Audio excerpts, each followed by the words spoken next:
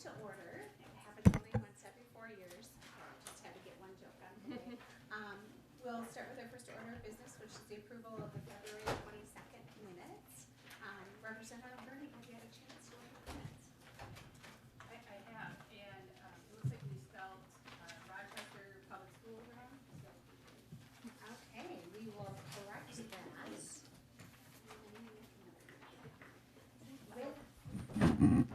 Representative Jordan. Thank you, Madam Chair. It also looks like fellow is misspelled. Okay, great. This is why we have folks look at it again. Thank you for the 2 corrections on the minutes. So with that, Representative Bernie, would you like to move the February 22nd minutes with corrections? Yes, please. Thank you. And are there any questions at all on the rest of the minutes? Seeing none, all those in favor say aye. Aye. All those opposed say no. With that, the minutes for February 22nd are approved. Members, I am going to hand the gavel over to Representative Clardy, the first bill on the agenda is mine. And then we'll get going here.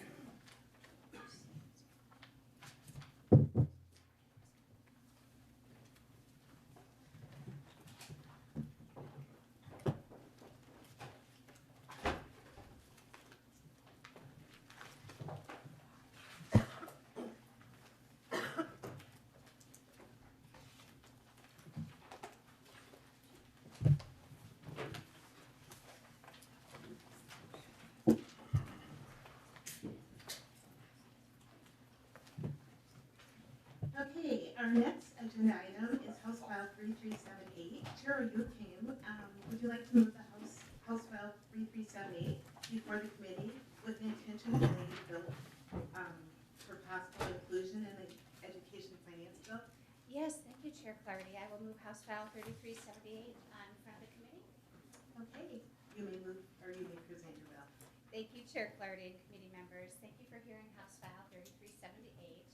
This bill is the extension of a bill that we heard and passed last session to invest in work at the Bar Center.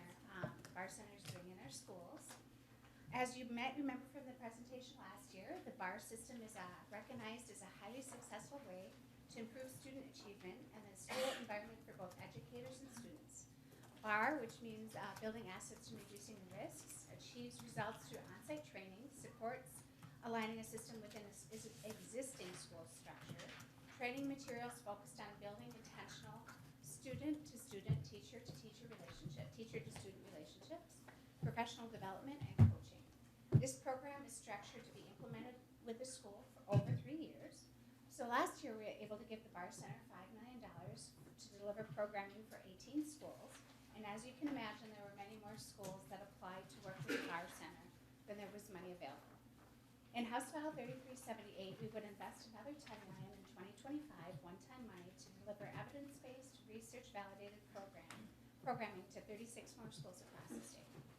Madam Chair, we have the Executive Director of BAR here today to talk about what they were able to accomplish with last year's appropriation. We also have 2 school leaders from Stillwater area schools here to share their experience with BAR. And finally, there are letters of support in members' packets from other school districts across the state. So here I have my first testifier, Angela Jerbeck, the founder and executive director of BAR Center, who is joining our committee again to talk about what BAR has accomplished so far with the money this committee provided last session. Good morning and welcome. Could you please state your name for the record? Yes, my name is Angela Jerbeck. Thank you, Madam Chair and committee members. As referenced, I'm Angela Jerbeck. I developed the BAR model when I was a counselor, as well as I'm now the executive director of the BAR Center. I'm honored to be back to testify about the work that has already been accomplished, as well as continue to talk about the need as we have come forward. Thank you so much last year for the $5 million that's been enabled to have us serve 18 schools. These schools were selected from over 50 schools that applied, and the schools are all across our state. They're in rural settings, urban settings, as well as suburban settings. We're serving elementary, middle, and high schools. So as a reminder, BAR has over 20 years of evidence. We are one of the most researched models in the nation. Providing this coaching and training to our teachers utilizes the staff that we already have in our schools and consistently is able to show higher test scores in both math and reading, higher graduation rates, lower discipline rates, higher attendance. So we have 20 statistically significant outcomes, 14 for students, as well as 6 for the adults. Those are all proximate measures for teacher retention. I'm continuing to be able to testify across the nation more and more about how we have to tend to our staff that are there, and this model helps supports them. I think one of the key pieces is we also support all of our students. The largest effect sizes are for the students who are farthest from opportunity. Black, Latino, and students living in poverty. This model serves them the most. So I think one of the key pieces is when I founded this model, it was based on the fact that I had 5 years running that half the 9th graders were failing a course. I knew it wasn't the students, and I knew it wasn't my colleagues. I absolutely determined it was a system that we are trying to work in. It's an archaic system, it's a factory model, we have to change it. BAR is a model that helps disrupt that and focuses us on relationships and data. So with that, I am thrilled that we have Stillwater District here to present to you their experience with BAR. They're going to talk about what they've been able to learn and the needs that they currently see. So with that, the Stillwater leaders, please come forward.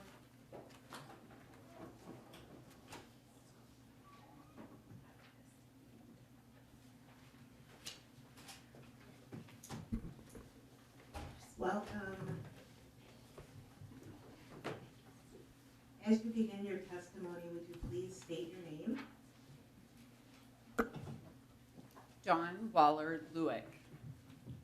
Madam Chair, committee members, my name is Dawn Waller-Lewick, and I'm the Director of Schools at Stillwater Public Schools. Our district serves over 8,000 students at 12 schools. Currently, we are implementing BAR at Stillwater Area High School, Oakland Middle School, Lake Elmo Elementary, Afton Lakeland Elementary, and Brookview Elementary. Since we began implementation at the high school in 2017-18, Stillwater Area High School saw a decline in 9th grade failure rates from 14% to 6.5% in its first year of implementation. It has stayed below 7% since that time. When the opportunity arose for one of our elementary schools to be the first pilot in this country, my colleague and principal of Lake Elmo, Stephen Gordy, jumped at the opportunity. Last year, he and his teachers testified on the tremendous impacts BAR system has had academically with improved MCA scores in both math and reading throughout those years. Through private philanthropic funding, we were able to expand to another elementary, Afton Lakeland. While our overall MCA reading and math scores have been on the decline in our district, both Lake Elmo and Afton Lakeland, which are our two BAR schools, saw an increase in proficiency for 2023. We attribute much of this success to our merging of BAR and our MTSS systems and trying to make that not another thing. BAR's framework and tools have made our MTSS system stronger, more effective, and more efficient, especially at our elementaries, and we're moving that into our secondaries. We've seen strong impacts on students' academic and social and emotional growth. With BAR training and coaching, our teachers talk about students on an asset-based lens rather than a deficit. It has helped to turn the culture with our staff. BAR helps teachers discuss every student, and when an intervention is identified as being needed, BAR helps teachers to be laser focused in getting to the root cause so that that intervention is effective. We want to ensure that all of our students have an equitable experience. Therefore, last year when the legislative funding was announced, Stillwater applied for its remaining middle and elementary schools. We were fortunate enough to receive funding for Oakland Middle School and Brookview Elementary. For that, we are very grateful and thank you.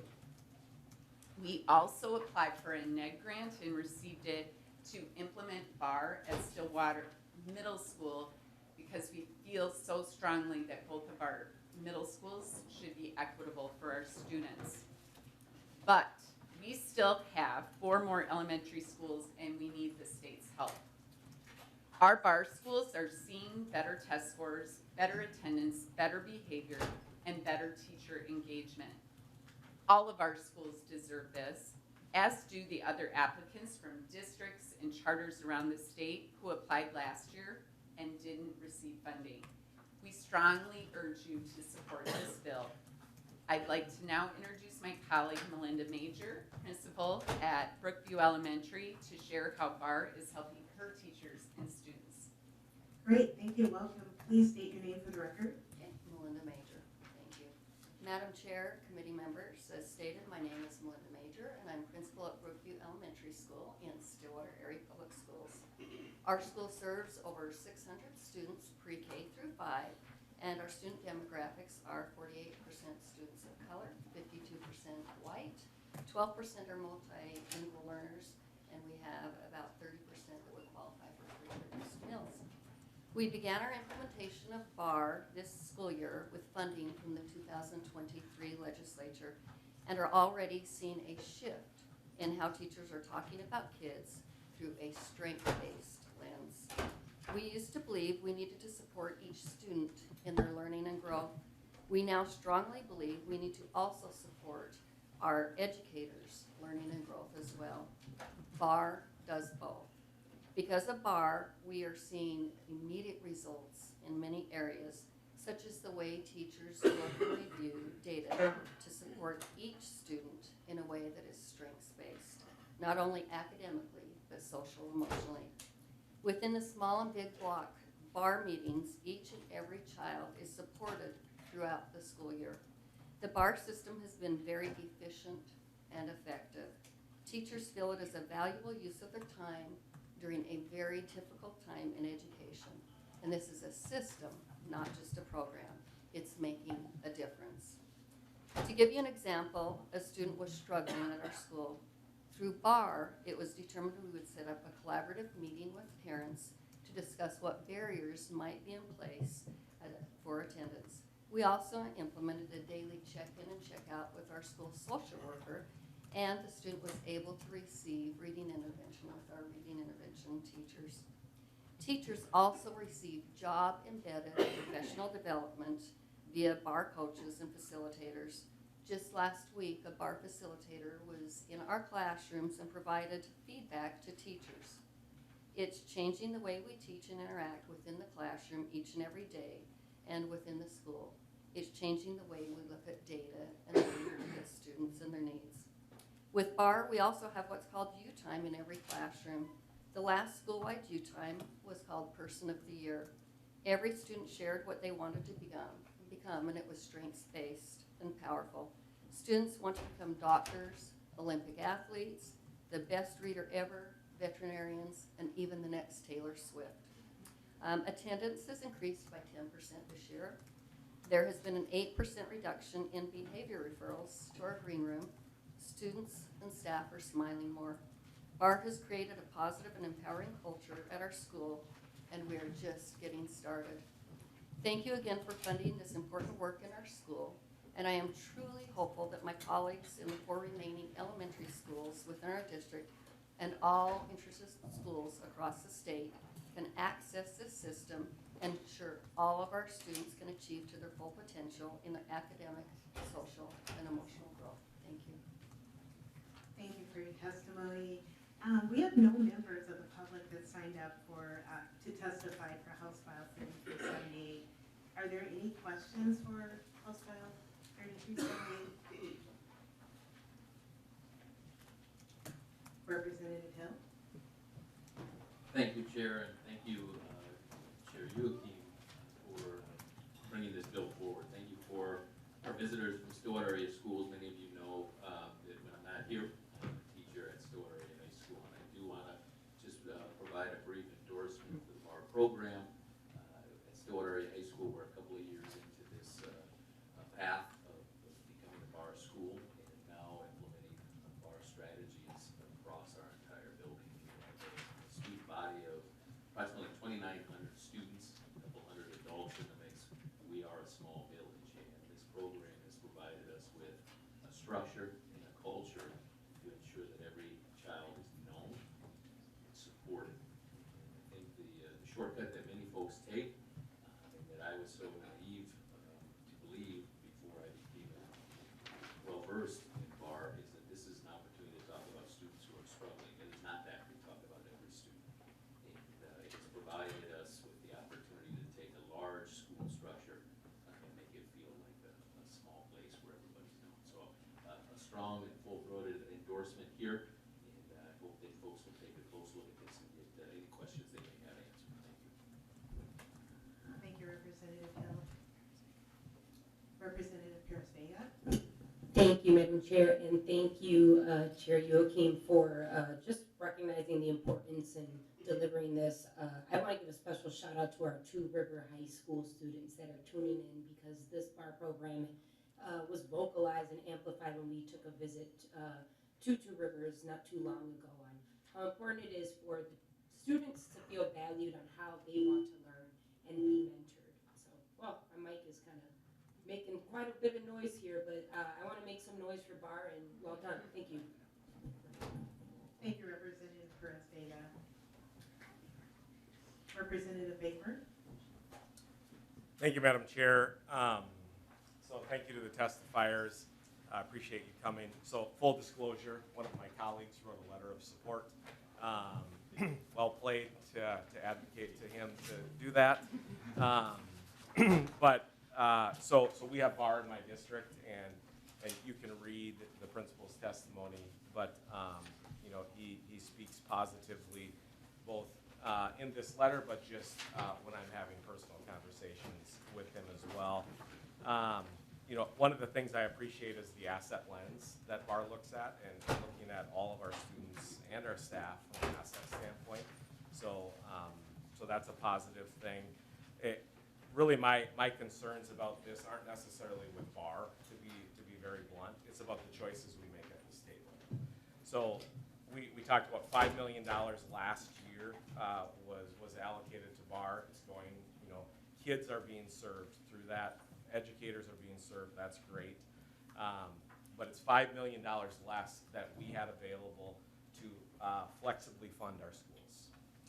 $5 million. You divide it out over all of the school districts, it's $15,000.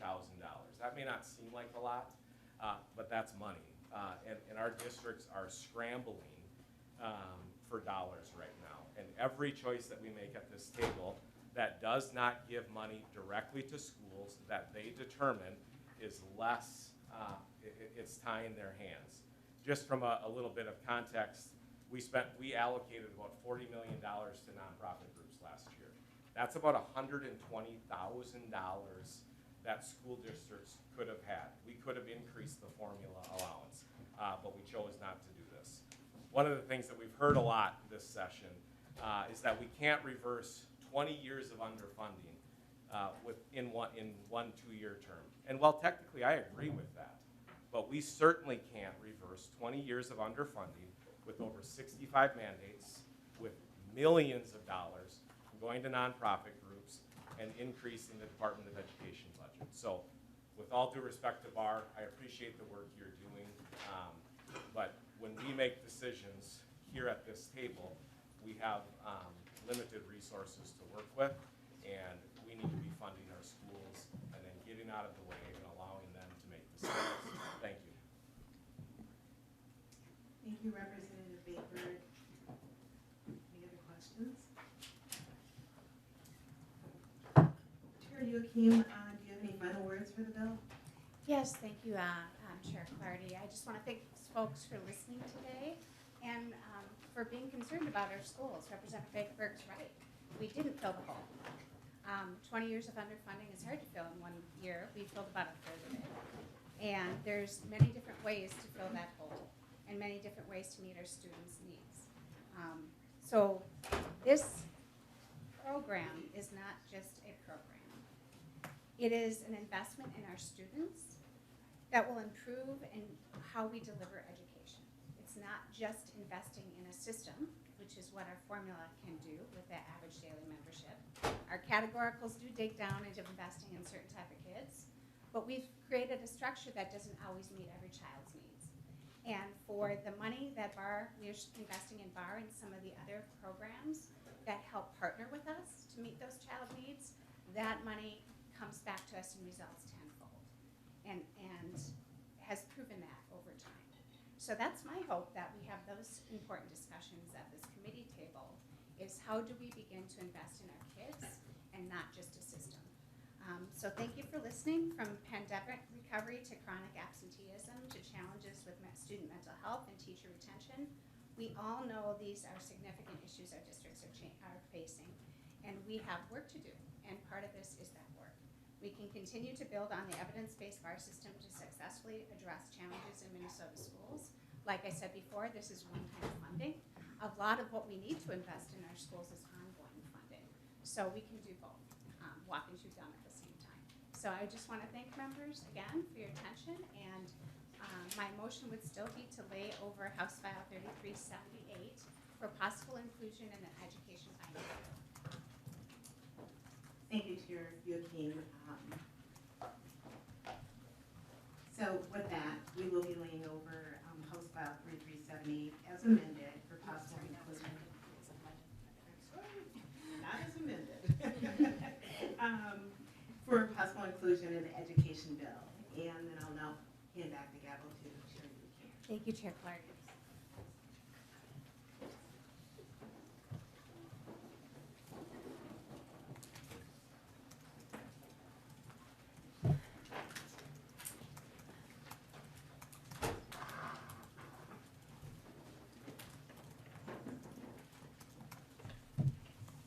All right, members. Next up, we have Representative Hill with House File 3822 to talk about a bill that will further invest in the kids. Once you get settled, Representative Hill, you can go ahead and proceed. And Representative Hill, would you like to put forward the House File 3822 for conversation at the committee?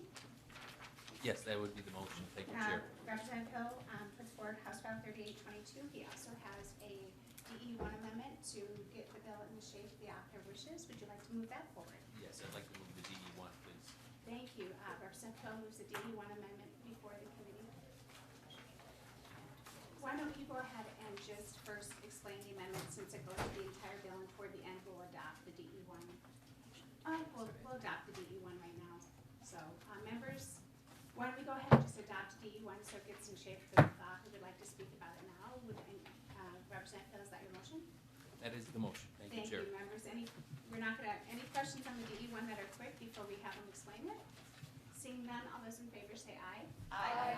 All opposed, no. With that, the DE1 amendment is adopted. Representative Hill, proceed. Well, thank you, Chair Youakim, and members. Last year, during our 23 session, we moved forward with some legislation that allowed for the advancement of and the addition of programming for adults with disabilities through community education around the state of Minnesota.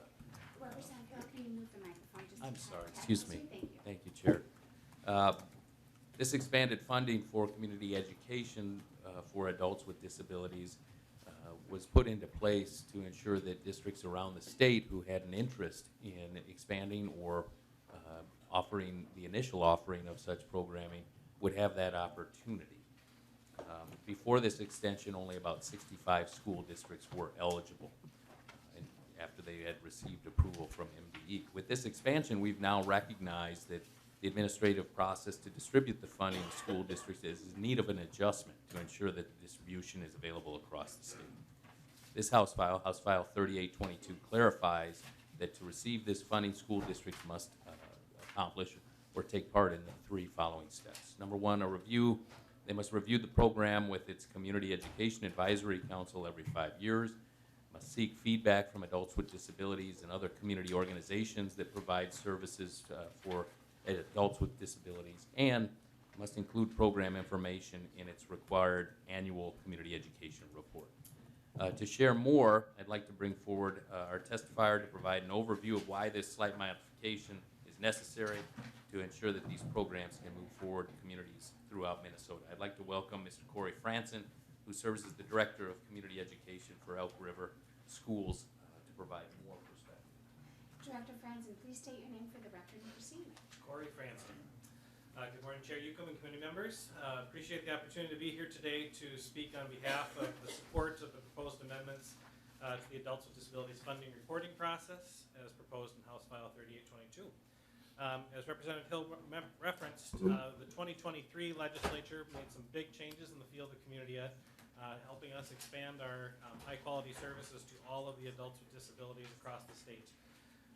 Through that expansion, we just need to do some clarification on how that reporting process is done. So, as Representative Hill referenced in House File 3822, we addressed that by stipulating that in order for those funds to be received, the community education departments would be reporting through a 5-year program review with our citizen-led advisory councils, soliciting input from our community adults with disabilities and other community organizations offering services to those learners, and including programming data in our annual community education report, which is already in place.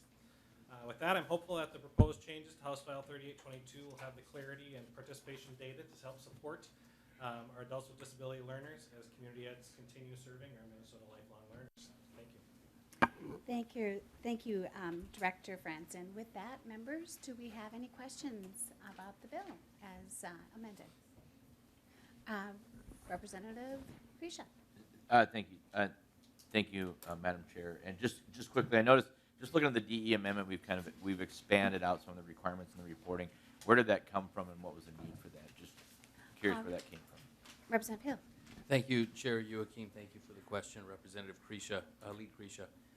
As we examined what districts needed to ensure that they could expand the programming, this came from feedback that we heard from districts and communities across the state and other stakeholders who are interested in expanding this type of programming for adults with disabilities. Thank you, Representative Krisha. Follow up? With that, members, any other questions? Seeing none, Representative Hill renews his motion that House File 3322 as amended be laid over for possible inclusion in the education finance bill. With that, thank you, Representative Hill.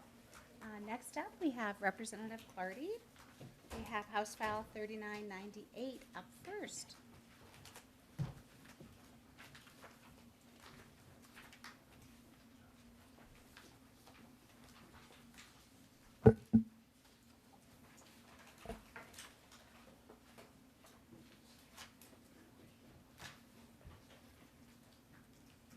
As you get settled, Representative Clardy, would you like to move House File 3998 before the committee today? So moved. Thank you, Representative Clardy. With that, proceed. Thank you, Chair Youakim and committee. This bill is to address special education teacher shortages, starting with the intermediate school districts by creating a special fund, special funding for special education registered apprenticeship program. So basically, the 4 intermediate school districts have come together to establish a registered teacher apprenticeship program to assist non-licensed staff to obtain licensure. And so the group that came together was education staff, union members, district staff, Minnesota State University at Mankato, AKA Mankato State formerly, and the Minnesota Department of Labor and Industry. And they've designed a program that engages apprentices, AKA paraprofessionals, in a job-embedded learning under guidance of a journey worker, which is an experienced teacher. And this is combined with related instruction from Minnesota State University at Mankato to meet standards of effective practice, content standards for emotional behavioral disorder, EBD, autism spectrum, ASD licensure, and the Department of Labor and Industry requirements. So upon successful completion of this program, the apprentice will earn a bachelor's degree and a dual license in emotional behavior disorder, EBD, and the autism spectrum, ASD. So this creative model will booster the educator workforce and help address the special education teacher shortage and provide high quality on-the-job training for educators. and I have a testifier here. Chair. Thank you. Dr. Favor, would you please state your name for the record and proceed? Good morning, everyone. I'm Dr. Michael Favor, proud superintendent of ISD 917. We have a unique opportunity to partner with intermediate districts as well as non-member districts. In our intermediate districts, we provide services for students with special needs, alternative learning, and career and technical education. We also have a unique opportunity to collaborate with the other three. I do have a unique opportunity to collaborate with the other three intermediate programs. Those programs are ISD 288, ISD 287, and ISD 916. Together, we service just over 44, so 45 districts and partnerships. As noted, we have a teacher shortage in the state of Minnesota. Also, we have a huge teacher shortage for special ed, highly trained, highly qualified teachers. In ISD 917, part of what we say is innovation and collaboration is part of the work we do. So we collaborated, developed a collaboration with other intermediates, there's only 4 in the state, as I mentioned, to develop a program, an apprentice program, that is job embedded, where our paraprofessionals or anyone over 53 credits can come to work, learn the skills, pass the competencies, and become a licensed special education teacher.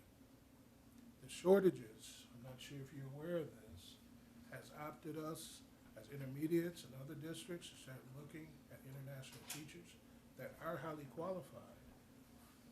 But we believe the opportunity to train our people who see the work and can become a part of the work daily helps us really not just recruit, but retain. We have paraprofessionals who do not want to be teachers, but anyone that has the opportunity to become a teacher, this provides a sense of hope, as well as a clear pathway in partnership with Mankato State University. We're excited about what's possible. We're also looking at how we can help what we call our itinerant staff. These are staff that travel to different districts, visually impaired, students that are deaf, how we can better grow that pipeline as well. And we're looking forward to the opportunity to better serve. Once teachers are licensed, teachers are allowed to, we support teachers going to whatever district that's best for them, so they're not pigeonholed to just one district. Because we have a saying at ISD 917, we belong to each other. And I quickly learned when I got there, it seemed like we were the St. Paul Saints to the Minnesota Twins. We were a feeder program because we train people best in our intermediates. We're a feeder program to bigger districts. And if that is the case, we need to continue to replenish our workforce.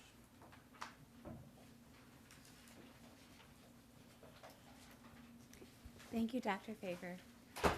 With that, members, are there any, we had one member from the public come up to testify on House File 3998. Laura Mogelson, Legislative Liaison, Minnesota Association of College of Teachers Education.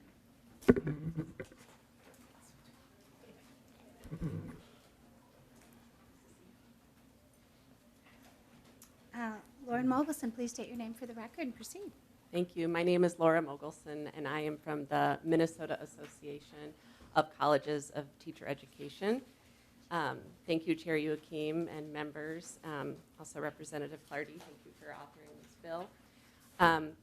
I'm here to I'll basically be reiterating a lot of what Dr. Favor shared here regarding this model of teacher preparation and the need. We do have a severe shortage of special education teachers in the state of Minnesota. ongoing investments of this type are vital. This can build off of the special ed pipeline grant, which we're very grateful for, that we got passed last year. Multiple approaches, though, are needed to get more special ed teachers in the pipeline, including this apprenticeship model. It is an effective way for districts such as the intermediates to build their own staff up, help people attain higher degrees, earn licensure, and fill those very hard to fill areas around special ed. As Representative Clardy described, there are many strengths to this apprenticeship model that should definitely not only help to prepare teachers well, but to keep them in the field, because we know that a well-prepared teacher is more likely to stay. And we also know that this is not just a recruitment problem. To Dr. Favor's point, this is a retention problem. So a well-prepared teacher who is supported is going to stay in the field longer.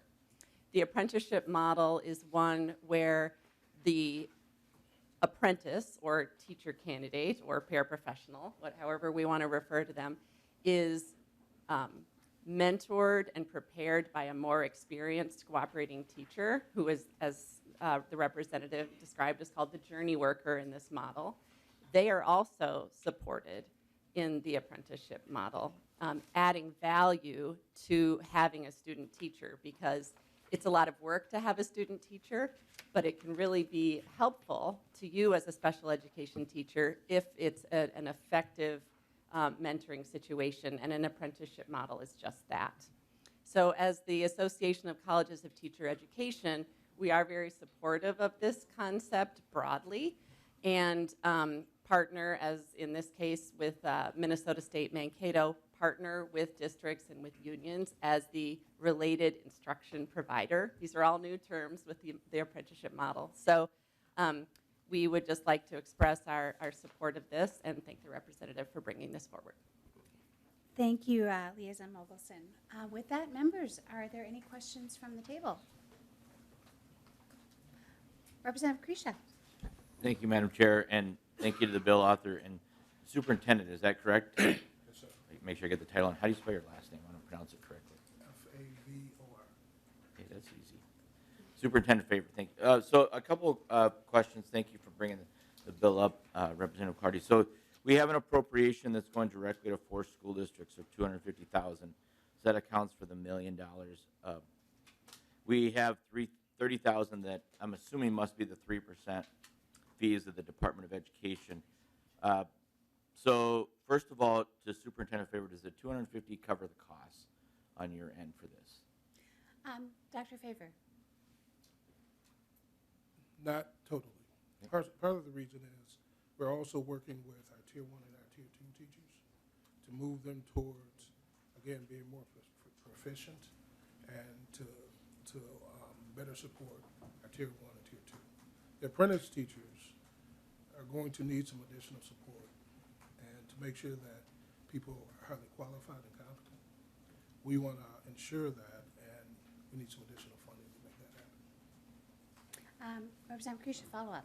Thank you, Superintendent Favor. And will the individuals incur any costs as far as tuition and so on? Is there any out-of-pocket costs for them that enroll in this? Dr. Favor. No, there's not. Okay. Representative Krisha, follow And last question. So you have $30,000. The money's already appropriated to the 4 school districts. So I just don't see a need for the Department of Education to be involved in this. So I'm wondering, Superintendent Favor, how about we just appropriate the $250 directly to you and add another $5,000 on top of that, so give each of you $255 and go around the Department of Ed. Could you administer this program on your own? Dr. Favor or Representative Clardy? Representative Clardy. I'm sure that would be a great idea. I think the reason we have it structured this way is just for some safeguards around it. Representative Krisha, follow up. Superintendent Favor, do you need safeguards? You seem like a very competent individual. I suspect your district could administer this on its own. Representative Krisha, I think school districts will say they will always need more money to do this, but Dr. Favor, if you want to answer that one last question, then we'll go to Representative Bennett. I would say I appreciate the compliment. I would say we do need safeguards. It's important that we get this right because we're the model that I think future districts will replicate. And in order to get this right, we want to make sure we've worked out any barriers for success for the apprentice and journey teachers. Thank you, Dr. Favor. Representative Bennett. Thank you, Madam Chair. Not sure, maybe this is for the bill author, I'm not sure, but just curious, so that we've got the 4 intermediate schools in the metro and then our service cooperatives in rural. Is there an opportunity to expand this apprenticeship residency program for special ed for our service cooperatives? I know they have huge needs in this area as well. Representative Clardy or Representative Clardy? I'm going to have Dr. Favor speak to this. Dr. Favor. As someone who worked in a service cooperative, I really believe there's always opportunity for collaboration and expansion. What that looks like, I can't speak for the service cooperatives or the other member districts, other intermediates, but I do believe there's room for this. In a dream world, I would love to have our reach far beyond just intermediates so that we can serve and ready other districts as they need special education teachers as well. Thank you. Representative Bennett, follow up. Thank you, Madam Chair, and thank you for that. And I think this is a great program. So I would love to see it, we want to try things out at certain levels and then are in smaller functions, and then they're working well, expand them. So I hope we can expand this because and talking to our service cooperatives, I live in the rural area, they have a great need for special ed teachers as well. So thank you for this. It sounds like a good program. Thank you. Any other member questions? Seeing none. Representative Clardy, closing comments.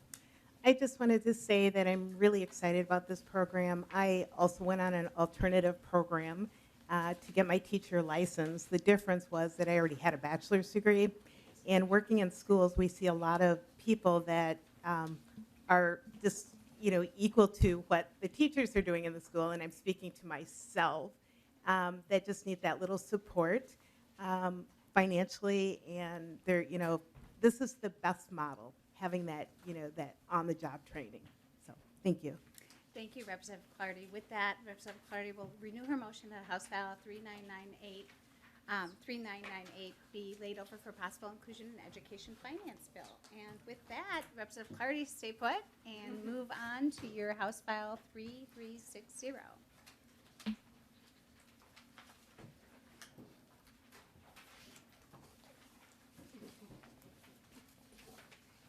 And Representative Clardy, would you like to move House File 3360 before the committee for discussion?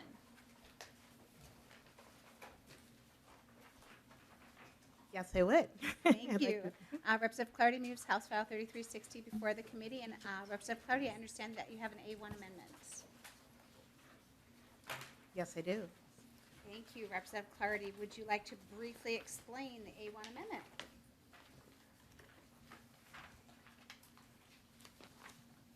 And I don't have a copy of it right here. Someone's handing you one right now.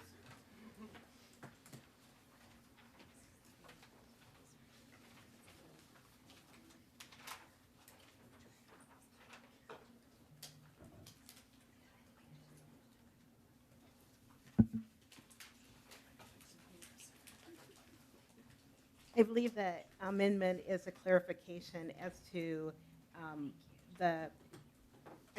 is a clarification of the scope of the people that would be involved. So it's not just school or private, it's school, community, and other partners.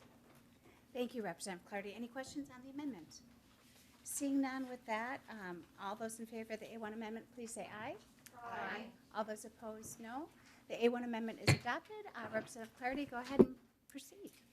Thank you, Chair Youakim. So the purpose of House File 3360 is a driver's education grant. It's focusing on students that are on free or reduced lunches or that qualify, I should say, for free or reduced lunches, because we know all students are getting lunches. Thank you, Representative. Okay. So the school can enroll students from 14 to 19 years old into a course that's provided by the school district, community education, or other providers, and pay the portion of the cost of the enrollment on behalf of the students. The school may pay the driver education provider $350 for each student who qualifies for free or reduced meals, and $150 for other students. The provider may charge a fee to the students for the remaining part of the program, if applicable. So each year, the Commissioner of Education will reimburse the school district for the total amount that the district has paid for these programs within a fiscal year. And a school district must apply for reimbursement in the manner in which the Commissioner of Education specifies. So there will be a driver's education work group, and in the driver's education work group, there'll be commissioners from Department of Education, Public Safety, Employment and Economic Development, and they must form a work group to study the driver education availability in the state, and then also see what the need is. So each commissioner may name an additional person for the work group. And let's see. The Commissioner of Education must provide the staff support to convene the first meeting of the work group.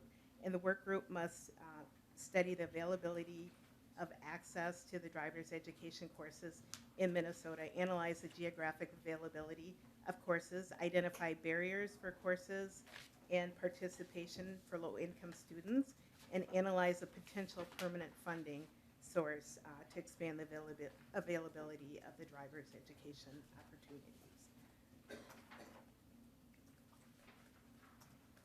So the report must also describe the status of the driver's education courses in Minnesota and recommend changes to increase students' access to driver education. The report must also recommend a permanent funding mechanism to expand the availability of driver's education for Minnesota low-income students. So with that, I also have a testifier that's available to speak to it. Thank you. Please state your name for the record and proceed. Corey Franson. Good morning again, Chair Youakim and our committee members. Again, my name is Corey Franson, and I serve as the Community Ed Director in the communities of the Elk River Area School District.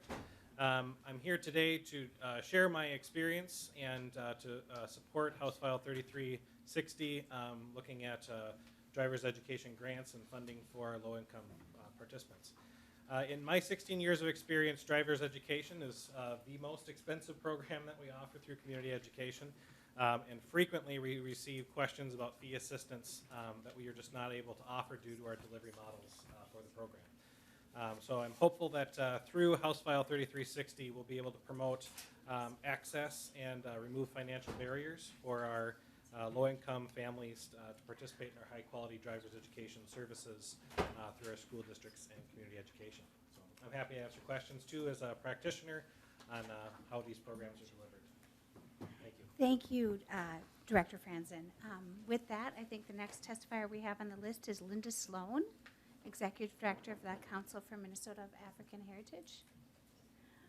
Please take a seat, state your name for the record, and proceed.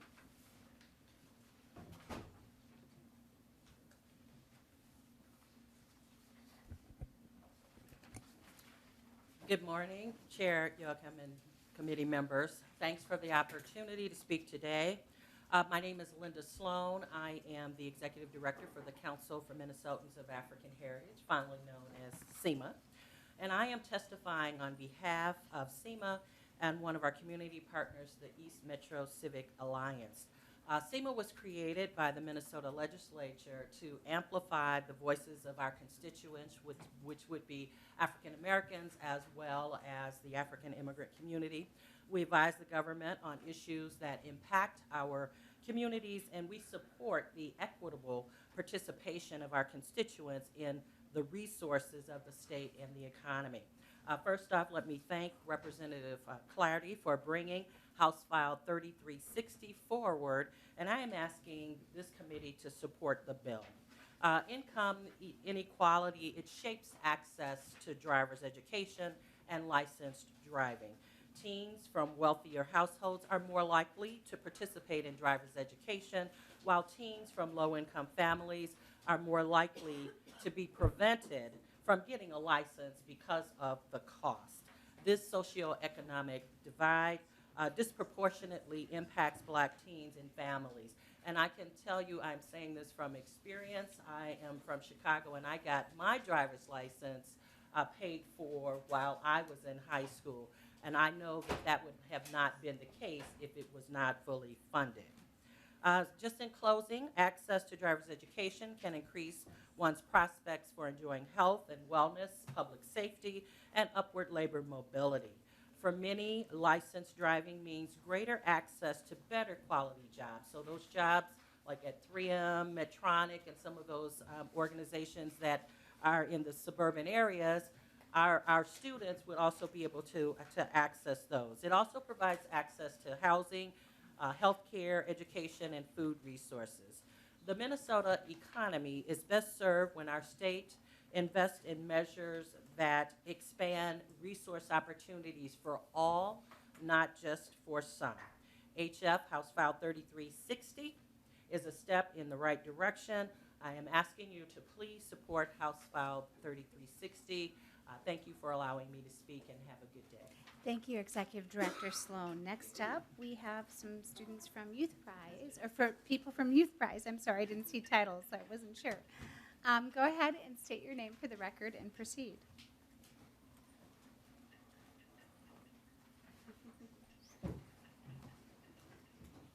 Travis Matthews. Could you please state your title too, just so I Yeah, I'm the Senior Youth Policy Fellow at Youth Prize. Thank you. Good morning, Chair and members of the committee. My name is Travis Matthews, and I'm the Senior Youth Policy Fellow at Youth Prize. Additionally, I'm a senior at Hamlin University and serve as a student body president, probably the highest level of office I'll ever go for. I stand before you to express Youth Prize's strong support for House File 3360, but I also want to share my personal endorsement of the bill as a former foster youth who faced significant challenges in obtaining my driver's license. Growing up in Grand Rapids and aging out of foster care without a driver's license was an obstacle in my journey. It wasn't until my first year of college that I actually obtained my license, relying on friends, community members, and public transportation until then. Navigating the city without a license severely limited my options for living and employment opportunities, compounding the challenges of transitioning out of foster care. Reflecting on my experience, I know that many of my peers who age out of foster care also lacked access to driver's education. House File 3360 presents a critical opportunity to bridge this gap in our public safety system by providing funding for driver's education programs. If such support had been available during my youth, I could have benefited from professional instruction and guidance behind the wheel, which are essential for safe and responsible driving. Driver's education goes beyond teaching technical skills and instills critical knowledge about road safety and legal requirements, empowering young individuals to become responsible members of society. By supporting House File 3360, lawmakers have the chance to positively impact the lives of countless youth who deserve equitable access to driver's education. I urge you to consider the significance of this bill and the profound impact it can have on the lives of foster youth and other marginalized communities. Thank you for your attention, and I hope you will join me in supporting House File 3360. Thank you. Thank you, Policy Fellow Matthews, and thank you for sharing your personal story. Go ahead and state your name and title for the record and proceed. Sure. My name is Christy Snyder. I'm the Policy and System Transformation Officer at Youth Prize. Good morning, Chair and members of the committee. Youth Prize is a state intermediary that is devoted to elevating youth voice and increasing equity for young people in Minnesota. I'm here to testify on behalf of House File 3360. Prior to the pandemic, only 15% of teens received driver's education through school, compared to 95% in the 1970s when I went to school. It was difficult for youth to attain pre-pandemic, but with the shifting world of work, it is even more imperative to obtain the driver's license as a needed employment credential. Young people cannot enter into many apprenticeships, work in the many bonding bills and infrastructure projects that you all will vote for this session, or even work in places that do not require a driver's license, require driving. Or post-pandemic, we rely on people driving even more for commerce. At Youth Prize, we refer to the driver's license as a license to work. It is the first needed credential for thrivable career pathways. It's also a racial equity issue. using national survey data, research identified that young people of color were 1.8 to 2.5 times more likely to be non-drivers than their white peers. While Minnesota does not collect race ethnicity on the driver's permit or license, we can look to Wisconsin to see how lack of access to driver's education creates huge racial disparities. A study in 2006 in Wisconsin showed that 18 to 24-year-olds had the worst disparities in the state of Wisconsin, with only 26% of African Americans and 34% of Latinos with valid driver's licenses, compared to 71% of their white peers. We're also seeing that that young people don't even understand that they need to get a driver's license. The narrative is that you turn 16 and start driving. We have generations of families that are not using a driver's license. I appreciate all efforts to make the driver's license more accessible. We know that we cannot have behind-the-wheel opportunities for young people without small businesses and community education. However, I would be remiss without asking if we could also provide funding to districts themselves to credential more teachers so it can be offered in the core of the day. Thank you so much, Representative, for your work on this critical public safety, workforce, and racial equity issue.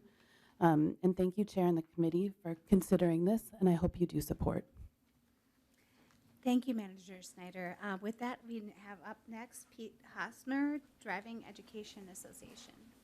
Thank Go you, ahead. Please Madam state your Chair. name for the record and proceed.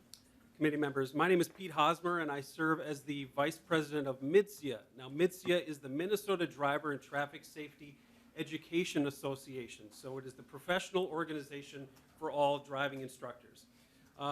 We are at the front lines of driver's education in Minnesota. We are the ones that are training your students. We believe that there are thousands of students across Minnesota that cannot take driver's education because of limited financial resources. Daily, we are asked about funding for driver's education and how they could get help, and we're forced to tell them there really is no other options. There's two aspects I'd like to address: access and safety. Throughout all of Minnesota, we offer multiple ways for students to take driver's education. They can take in-person classes, they can take Zoom classes, they can now take fully online classes. The schedules are flexible, and students can miss and make up classes whenever it's needed. So there's no reason for a student not to be able to take driver's education because they have a job or they have sports or other activities. The only reason that we've found that access is limited is due to finances. The typical driver's education program costs around $450. There are no county or state funds that are easily available for a teenager to access to help with those costs. I'm sure you all remember your driver's education experience. This is the first step we all took into adulthood. It opened a new world of possibilities for employment, for freedom, for increased responsibilities. A bill similar to this was brought by former Representative Ruth Richardson, and her research showed that having a driver's license is a greater predictor of full-time employment than having a diploma. So driving is also the most dangerous activity that we do every day, and we don't even think about it. We have to look at the safety of our students. Our most dangerous drivers on the road are our 18 and 19-year-olds who by default got a driver's license without any training whatsoever. We did pass driver's licenses for all last session, but that really is only for licenses for people 18 years and older. That doesn't apply to 16 and older because they still have to pay for driver's education. A few statistics. Minneapolis Public Schools is about 60% free lunch, and ironically, about 60% of their 9th grade students do not take driver's education. St. Paul Public Schools, they're around 70% free lunch, and again, around 70% of their students do not take driver's education. It's not just in the metro, also in greater Minnesota. I checked with Montevideo schools, for example. They are about 50% free or reduced lunch. They're a little bit better. About 70% of their students in the 9th grade take driver's education. So I appreciate your time. I do think funding for driver's education really should be looked at this session, and I thank Representative Clardy for bringing this bill. Thank you, Vice President Hosmer, for your testimony and for talking about the safety of this bill as well. Then last final testifier we have is Toby Harris. Please state your name for the record and title and proceed. Yeah, hi, my name is Toby Harris, and I represent Progressive Pathways. I am a mom who during the pandemic had 3 teenage boys that needed to take driver's ed, and driver's ed was canceled at the time. At which point, looking into it more carefully, I realized that having kids in Minneapolis public schools for 20 years, I looked at the situation and I didn't really realize that it was so expensive and that the driving schools were all kind of in the suburbs. Their access and cost were absolutely a big deal for not only my own children, but all of their friends. And when I looked at my 18-year-old daughter and realized why most of her friends were in the same position of not being able to actually have behind the wheel lessons, actually have driving training, just try to pass their test and get a license. Most people were kind of just driving anyway. So it was during that point that I realized I should probably become a driving instructor and figure out how to help all of these kids in my life move forward. So it definitely was an important point for me to realize this is the socioeconomic disparity that these kids are facing, and that there's a lot that we can do. So when I realized all of the bills that you're putting forward, it's just so necessary.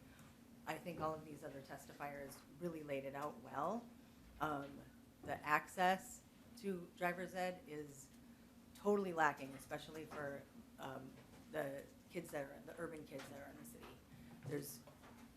They're not able to get to the classes, even if they have a parent with a driver's license, even if they have a car in their family. These are all different barriers that they have to face. So having any kind of funding in place to help them pass that forward would be amazing. So thank you very much. Thank you so much, Toby Harris. And then with that, I think we'll go to member questions. Folks, have any questions at the table?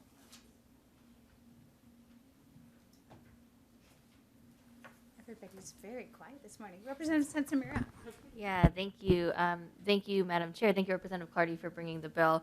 I'll just say, as someone who's also on the Transportation Committee, and kind of similar to something that I said when we passed the driver's license for all bill, was that I wish, and I am committed to trying to build a public transportation system so that you don't have to have a license to work. I don't think that is just a reality that we should accept. I think that's actually something we need to actively work on changing by making investments in our public transportation system. But while that is the case, I do believe that we need to make sure that we have equity in who gets a license and who is able to drive on the road safely. And so I just really want to thank you, Representative Clardy, for bringing this bill, and I will definitely be supporting it. Thank you. Thank you, Representative Sensamira. Any other further questions or comments? Seeing none, Representative Clardy, do you have final comments on House File 3360 as amended? Yes. First of all, I wanted to just make a clarification on the amendment. Basically, instead of saying low or free or reduced lunches, it speaks to who qualifies under the national school program or lunch program. Thank you, Representative Clardy. This bill excites me because it just makes the roads really safe, and it gives access to students, because otherwise they can wait till they're 18 and just skip the whole education piece. So it's a safety and access program for all of us, and then also directly ties to employment opportunities. Thank you. Thank you, Representative Clardy. With that, Representative Clardy renews your motion that House File 3360 as amended be laid over for possible inclusion in an education finance bill. Members, we've come to the end of our agenda. We will be meeting next week at all of our regular times on Tuesday, Wednesday, and Thursday back here in the basement hearing room. And Tuesday we have another treat for you again. March 5th, we have our Student Voices Day. So we'll have a lot of students here talking about how they're feeling in school and what they'd like to see. With that, Representative Krisha. Thank you, Madam Chair. Appreciate the heads up for next week. Just, looking to get on the record, we have the forecast that came out. Any renewed conversations from leadership or any changes in the level of enthusiasm for funding or target that you might see? Well, since the forecast, Representative Krisha, just came out about an hour ago, and I've been here, not that I know of, but I'm sure there will be. With that, members, we are adjourned.